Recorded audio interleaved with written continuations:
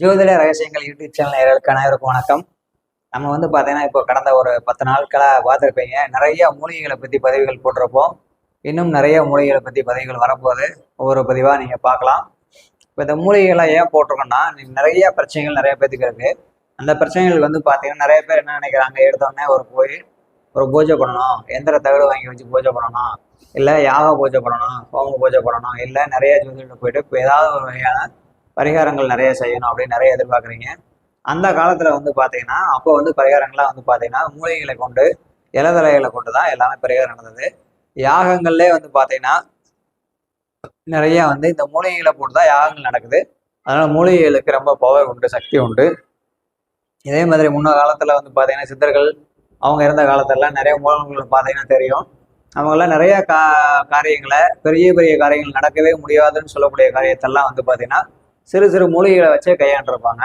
நிறைய மூலங்களில் நிறைய அந்த ஜோதிட புத்தகங்கள், ஆன்மீக புத்தகங்கள், மாந்திரிக புத்தகங்கள், மூலிகை புத்தகங்கள்லாம் பார்த்தீங்கன்னா தெரியும். ஒரு மூலிகை ஒரு நோய்க்கு எந்த அளவுக்கு ஒரு விஷயத்தை தருதோ அதே மாதிரி அந்த நோய்க்கான கிரகம்னு ஒரு கிரகம் இருக்கும். அந்த கிரகத்துக்கும் அதை சப்போர்ட் பண்ணும். அந்த கிரகம் பலமாக இருக்கா பலவீனமாக இருக்கா அப்படிங்கிறத பற்றி நிறைய விஷயங்கள் இருக்குது. அது உங்கள் ஜாதகத்தை பார்த்தா தான் தெரியும். அது மாதிரி பெரிய பெரிய ஒரு விஷயத்த கூட, உதாரணத்துக்கு சொத்து பிரச்சனைன்னு சொல்லுவோம். அந்த சொத்து பிரச்சனை நிறைய இருக்கு. சொத்து எனக்கு இந்த சொத்துல தீரவே மாட்டுது. நார்மலா பார்த்தீங்கன்னா சந்தானம் மரம், சரிங்களா? அதை போய் நீங்க வழிபாடு பண்ணுங்க. இப்போ என்ன கிழமையில வழிபாடு பண்ணணும்? செவ்வாய்க்கிழமையில. எத்தனை செவ்வாய்க்கிழமை? 16 செவ்வாய்க்கிழமை வழிபட்டீங்கன்னா அந்த சொத்து பிரச்சனையில ஒரு தீர்வு வரும். அதே மாதிரி பார்த்தீங்கன்னா யாருக்காவது உங்க பேர்ல வழக்கு இருக்கு, ரொம்ப நாளா வழக்கு இருக்கு, தீரவே மாட்டேங்குது அப்படின்னா இந்த நார்மலா செம்பருத்தி, எல்லாமே இங்கேயே செடி வச்சிருக்கேன். செம்பருத்தி வழக்கு தீர்க்க ஒரு அற்புதமான ஒரு மூலிகை செம்பருத்தி. அதே மாதிரி ஒரு சிலருக்கு பார்த்தீங்கன்னா ஏதாவது ஒரு மயக்கம் மாதிரி இருக்கும், தலை சுற்றல் மயக்கம் அந்த மாதிரி இருக்கும். அல்லது அவங்களுக்கு பார்த்தீங்கன்னா வழக்கு மட்டும் இல்லாமல் கடன், தீராத கடன் இருக்கும். அவங்களும் இந்த செம்பருத்தி வேரை பயன்படுத்தலாம். செம்பருத்தி வேறு என்ன கிழமை பயன்படுத்தலாம்? அவங்கவுங்க ஜாதகத்தில் 6ஆம் தேதி எந்த நட்சத்திரம் நிற்கிறாரோ அந்த நட்சத்திர நாளில் போய் அந்த செம்பருத்தி செடியை தொட்டு வணங்கி அந்த வேற எடுத்து உங்கள் பர்ஸில் வச்சுக்கிறதும் உங்களுக்கு ஒரு நல்ல நன்மையை தரும். அதே மாதிரி பார்த்தீங்கன்னா நிறைய மொழிகள் சொல்லலாம்.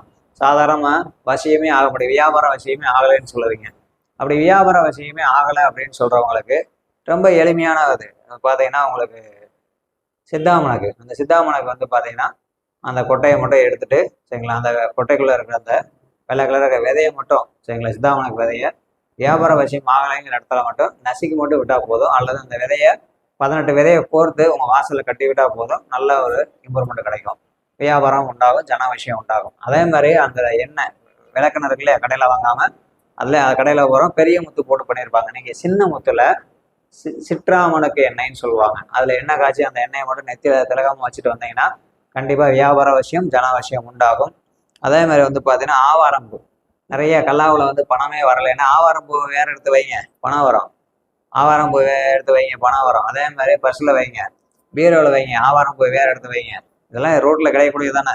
அதே மாதிரி தும்பைப்பூ, லட்சுமி கடாட்சியம் இல்லை, தெய்வமே உங்களுக்கு பார்த்தீங்கன்னா கம்பல்சரி பார்த்தீங்கன்னா தெய்வம் என் வீடு வாசல் வரையே வருது, எனக்கு இல்லை, வீட்டுக்குள்ளே வர மாட்டேங்குது, தெய்வம் பேச மாட்டேங்குது, வீட்டில் படுத்தா தூக்கம் இல்லைங்கிறவங்க உங்கள் வீட்டு வாசலில் தும்பைப்பூ செடியை கொட்டி அந்த இடத்துல கட்டி வைங்க. தும்பப்பூவை உங்கள் பீரோவில் வைங்க. பூஜை அறையில் கொஞ்சம் அந்த தும்பப்பூவை எடுத்து வைங்க. கண்டிப்பாக அது நல்ல ஒரு மாற்றத்தை கொடுக்கும். அதே மாதிரி பார்த்தீங்கன்னா நாயுருவியும் பாருங்க, நல்ல பண விஷயத்தை கொடுக்கக்கூடிய ஒரு மூலிகை தான்.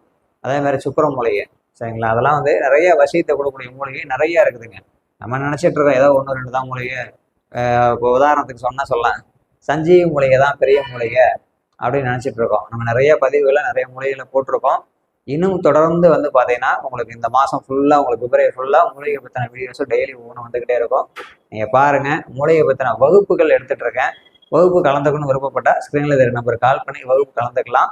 அது மட்டும் இல்லாமல் ஜாதகம் பார்க்கணும் அப்படின்னாலும் இதே நம்பருக்கு நீங்கள் கால் பண்ணி அப்பாயின்மெண்ட் வாங்கிக்கலாம். இதை ஏன் இந்த மூலிகை பற்றி சொல்கிறேன்னா, நிறையா ஒருத்தருக்கு பார்த்தீங்கன்னா கணவன் மனைவி பிரச்சனை ரொம்ப இருக்குது. அப்போ கணவன் மனைவி பிரச்சனை ரொம்ப அதிகமாக இருக்கும்போது நம்ம நார்மலாக பார்த்தீங்கன்னா இந்த இப்போ நம்ம அம்மா பச்சரிசி இருக்கு பாருங்க, ஆண் அம்மா பச்சரிசி, பெண் அம்மா பச்சரிசி. அந்த அம்மா பச்சரிசி செடியை 2 பேர்த்தும் கையில் இதை அவங்க பர்ஸில் வச்சுன்னு கொடுத்த விட்டேன் கணவன் மனைவி பிரச்சனைக்கு. உடனே அந்த பிரச்சனை சரியாக போச்சு. இந்த மாதிரி சின்ன சின்ன மூலிகைலாம் பெரிய பெரிய விஷயத்த சரி செய்யுது.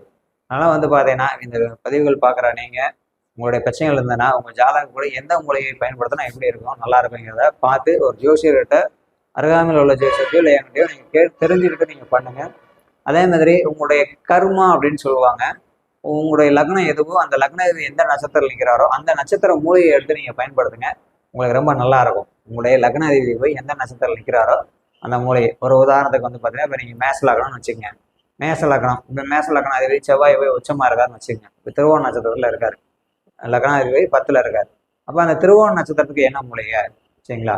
அந்த திருவோண நட்சத்திரத்துக்கு என்ன மூலிகை அதை பார்த்து அந்த திருவோண நட்சத்திரத்துக்கு வந்து வேலுப்பருத்தி யூஸ் பண்ணுங்க, செம்பருத்தி யூஸ் பண்ணுங்க, ரொம்ப நல்லா இருக்கும். அதே மாதிரி வந்து பார்த்தீங்கன்னா இந்த திருவோண நட்சத்திரத்துக்கு வந்து பார்த்தீங்கன்னா நம்ம தும்பை பயன்படுத்தலாம். இதெல்லாம் வந்து நல்லா இருக்கும். ஒவ்வொரு நட்சத்திரத்துக்கும் 6 மூலிகைகள் இருக்கு. மாதிரி 108 நட்சத்திர பாதத்துக்கும் மூலிகைகள் இருக்கு. அதைத்தான் வகுப்பாக எடுக்க போறேன். மறக்காம கலந்துக்குங்க.